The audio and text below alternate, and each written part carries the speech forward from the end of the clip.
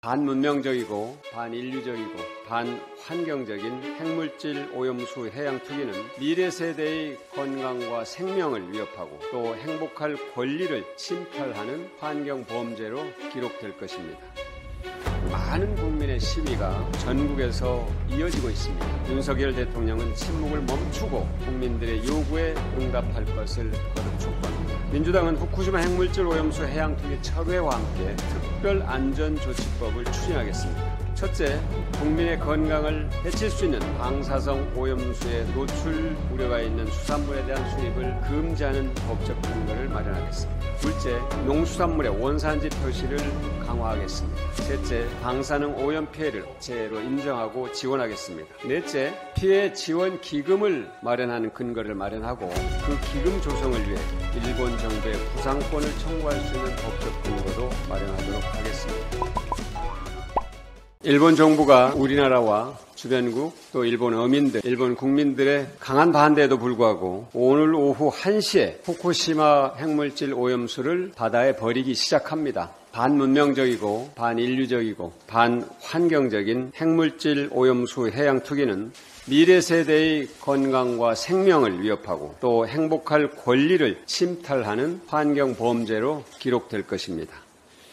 일본이 후쿠시마 핵물질 오염수 해양 투기를 철회하지 않는다면 아무리 강조해도 한일 관계 개선은 구두선에 그칠 수밖에 없습니다. 우리 국민은 국제사회와 함께 일본의 해양 투기 결정의 철회를 지속적으로 촉구하고 무거운 책임을 물어나가겠습니다. 일본 언론들도 오늘 일제히 핵물질 오염수 해양 방류가 후쿠시마 원전 문제의 근본적 해법이 될 수 없다고 지적했습니다. 사고 원전의 원자로를 완전히 폐쇄해야 추가로 오염수가 발생하는 것을 막을 수 있지만 일본이 아직도 중심에 있는 핵연료의 잔해를 꺼내는 방법조차 마련하지 못했고 또 빗물과 지하수로 오염수가 계속 발생하는 것을 막을 방법조차 역시 없다는 것입니다. 이에 따라서 30년 동안 방류한다는 계획은 아무 의미 없는 계획일 뿐이고 그 뒤로도 계속 오염수가 생기기 때문에 해양 투기는 30년이 지나도 계속될 수밖에 없다는 것입니다. 무엇보다도 탱크에 차 있는 오염수의 70%는 스스로 정한 방류 기준을 초과한다는 사실도 드러났습니다. 일본이 처음에 예상했던 해양 투기 기간은 7년 반이었습니다. 그것이 30년으로 슬그머니 늘었고 이제는 적어도 30년으로 바뀌었습니다. 그러나 일본 언론들은 30년이란 이 기준 자체가 의미 없는 것이고 오염수가 계속 생성되기 때문에 방류는 이 방식으로 하면 계속될 수밖에 없다는 것입니다. 일본 스스로도 해양 투기가 언제 끝날지 모릅니다. 일본의 무대책과 우리 정부의 무대응이 환경 생태계와 국민의 생명과 건강 그리고 수산업을 위협하고 있습니다. 대통령과 정부는 지금이라도 이 사안을 한일 양국 간 중대 의제로 지정하고 일본과 협의에 나설 것을 강력하게 요구합니다. 생업이 걸린 어민과 수산업계, 안전을 걱정하는 많은 국민의 시위가 전국에서 이어지고 있습니다. 윤석열 대통령은 침묵을 멈추고 국민들의 요구에 응답할 것을 거듭 촉구합니다.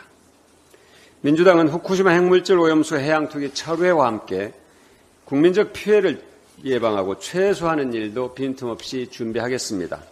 방사능 피해와 정부의 무책임으로부터 국민을 지키기 위한 특별 안전조치법을 추진하겠습니다. 정부가 피해 대책을 마련하는 것마저도 소극적이기 때문에 최악의 상황을 고려해서 선제적으로 입법을 서두르겠습니다. 첫째, 국민의 건강을 해칠 수 있는 방사성 오염수의 노출 우려가 있는 수산물에 대한 수입을 금지하는 법적 근거를 마련하겠습니다. 둘째, 농수산물의 원산지 표시를 강화하겠습니다. 현재 농수산물의 가공품은 가공품을 만든 국가가 표시될 뿐 원료에 대해서는 원산지를 알 수 없습니다. 후쿠시마 위험지역의 수산물이 다양한 경로를 통해서 가공돼서 우리나라에 유통되지 않도록 하는 장치가 될 것입니다. 셋째, 방사능 오염 피해를 어업재해로 인정하고 지원하겠습니다. 어업체에는 이상조류, 적조현상, 태풍, 해일 등으로 발생한 피해를 말합니다. 방사능 피해도 어업체에 포함해서 어업인 피해를 최소화하겠습니다. 넷째, 피해 지원 기금을 마련하는 근거를 마련하고 그 기금 조성을 위해 일본 정부의 구상권을 청구할 수 있는 법적 근거도 마련하도록 하겠습니다. 피해 지원 대상은 어업인뿐만 아니라 횟집을 경영하는 소상공인과 수산물 가공 유통업자 등까지 폭넓게 포함하도록 하겠습니다.